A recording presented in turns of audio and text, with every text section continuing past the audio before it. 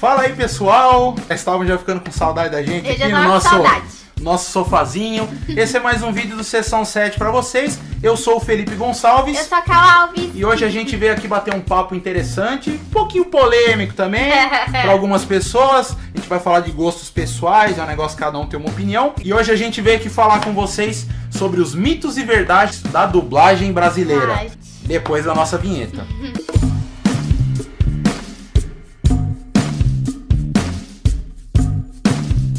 E para começar falando sobre dublagem, aqui no Brasil veio bastante desenhos da Disney e começou pela Branca de Neve, 1937. Mas essa dublagem, infelizmente, ela se perdeu aí e eles fizeram uma redublagem em 65. Essa dublagem que a gente conhece, que é a mais famosa da Disney, né? Exatamente. É interessante que, assim, ninguém conseguiu assim descobrir exatamente o motivo porque esse trabalho se perdeu. Verdade. Tudo bem que era uma dublagem extremamente antiga, né, do final dos anos 30, mas eles simplesmente perderam esse trabalho. Então a gente não conseguiu encontrar nem quem eram as vozes e tudo mais. E depois houve essa redublagem. É a primeira animação longa-metragem da Disney, inclusive. Coisa também que muita gente não se toca é que principalmente o cinema nacional, isso mesmo, o cinema rodado no Brasil, como eles não tinham uma captação de áudio muito avançada, muitos dos filmes brasileiros que foram rodados nos anos 40, 50 e 60, os próprios atores eles iam pro estúdio e eles dublavam as vozes deles mesmos. E quando eu era pequena eu não entendia, porque eu ficava olhando, gente, mas tem alguma coisa diferente na voz desse cara. E aí depois de vários anos aí eu fui ver que eles faziam a dublagem Era só mesmo. por causa disso mesmo. Caramba, né? Imagina que trabalheira. E se tem um nome aí que soa muito familiar, aí já deve ter entrado nos ouvidos, nas casas de todo mundo aí que cresceu assistindo televisão, assistindo filmes entre os anos 60, 70, 80, 90, é o grande estúdio, né? Qual? Do pai da dublagem brasileira aí, que é o Herbert Richards, né? Que é um cara que ficou conhecido por ter difundido a dublagem no Brasil. É um dado muito interessante. A cada 10 dublagens, 9 parece que uma época eram feitas por eles. Nossa, ou seja, virou praticamente virou praticamente um monopólio. Eles detinham 90% da dublagem no Brasil. E foi nessa época aí que começaram a surgir grandes nomes aí responsáveis por difundir também a dublagem no Brasil, como Orlando Drummond, Márcio Seixas. São vozes que a gente lembra, assim, e, nossa, é totalmente infância, nostalgia pura. Completamente familiar, né, pra todo mundo aí. Verdade.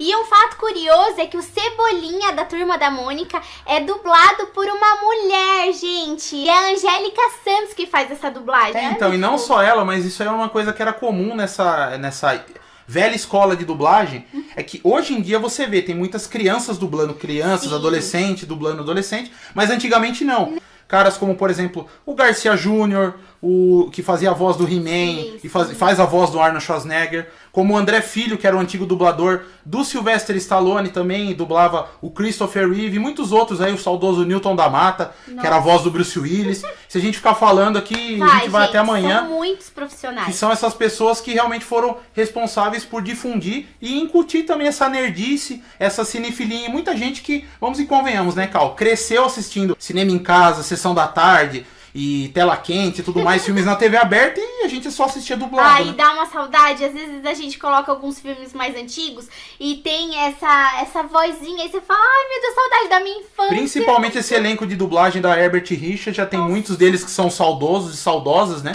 Já não se encontram mais aqui entre nós, mas que perpetuaram as vozes deles aí na infância, na vida de todo mundo, e marcaram também, fizeram essa contribuição enorme para essa profissão, né? Tem uma coisa que me deixa um pouquinho irritada às vezes, quando a gente compra algum filme, algum box de alguma série, e que assim, você começa a assistir a série com uma voz, com uma dublagem, e do nada acontece que eles redublam e tem outras vozes e você fica, gente, o que aconteceu? Aconteceu isso com o Clube dos Cinco, que eu amo a dublagem antiga, e quando eu fui assistir esses dias, a nova, gente, é com uma voz totalmente diferente. Você fala, cadê as vozes Isso acontece deles? por inúmeros motivos, às vezes infelizmente até por falecimento de alguns dubladores, mas às vezes não, são questões comerciais, às vezes o cara se desentende com o diretor do estúdio de dublagem e ele eventualmente é substituído, mas isso aí a gente perde um pouco essa conectividade, nessa ligação, quando você já está acostumado a ver aquela voz naquele personagem. E realmente é complicado, inclusive para quem é deficiente auditivo, né? Hoje em dia tem muito tem muito material que é dublado e que também vem aquela audiodescrição. Sim. É praticamente um livro falado, né? Que a pessoa vai ouvindo e vai entendendo tudo que tá acontecendo. E pra eles, então, é mais grave ainda, é pior ainda, porque eles perdem totalmente o personagem. A gente já fica incomodado por assistir daquele jeito, imagina, Então. gente. Ah, não, isso me irrita muito. E de umas décadas pra cá, a gente eventualmente vê esse elenco de dublagem ser substituído. A Herbert Richards, que reinou soberana por muitas décadas no Brasil, ela acabou abrindo falência. É uma empresa que não existe mais. Porém, agora, a dublagem brasileira, ela foi pulverizada entre muitos estúdios de São Paulo e do Rio de Janeiro, na sua grande maioria. E a gente tem grandes profissionais hoje que estão substituindo o Newton da Mata, todos esses que já fizeram a sua passagem aqui pela Terra e ficaram aí a cargo agora do Guilherme Briggs, do Wendel Bezerra, para citar alguns, que são pessoas extremamente talentosas totalmente. e que estão levando e cada vez mais reverenciando e fazendo a dublagem brasileira ser reconhecida internacionalmente, inclusive, né? Que é ótimo, gente. Pra gente, são profissionais incríveis. Porém, a gente fez aqui esse nosso breve apanhado histórico para falar também sobre uma polêmica que é uma questão de gosto.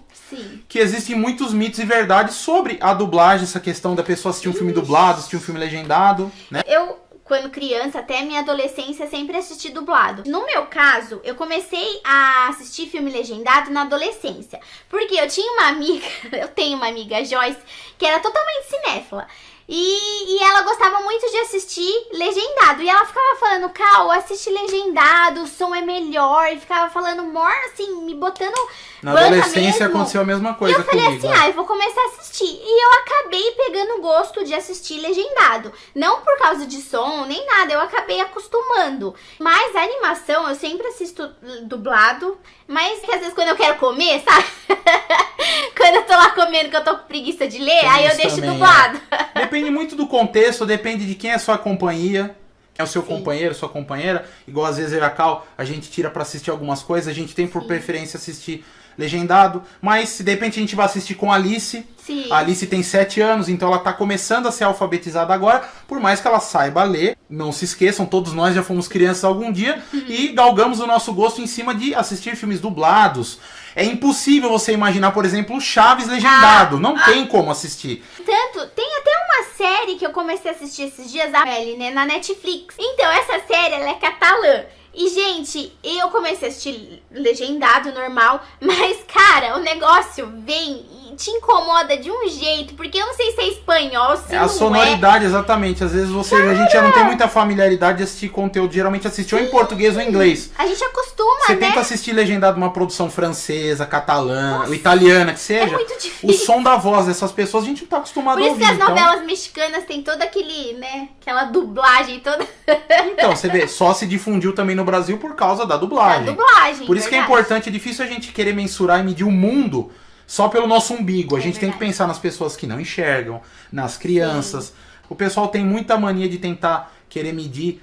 Toda generalização, pra mim, ela é burra, porque assim, não tem como você falar que pessoas que preferem ver filmes dublados têm um intelecto inferior Não, do que nada a pessoas ver. que preferem assistir legendado. Isso é uma besteira, uma bobagem falar isso daí. Porque a gente tem mania de querer medir o mundo olhando só pro nosso umbigo. E não, Mas- se você quer assistir legendado, você assiste. Assiste. Mas tem pessoas que precisam assistir dublados. Dublado.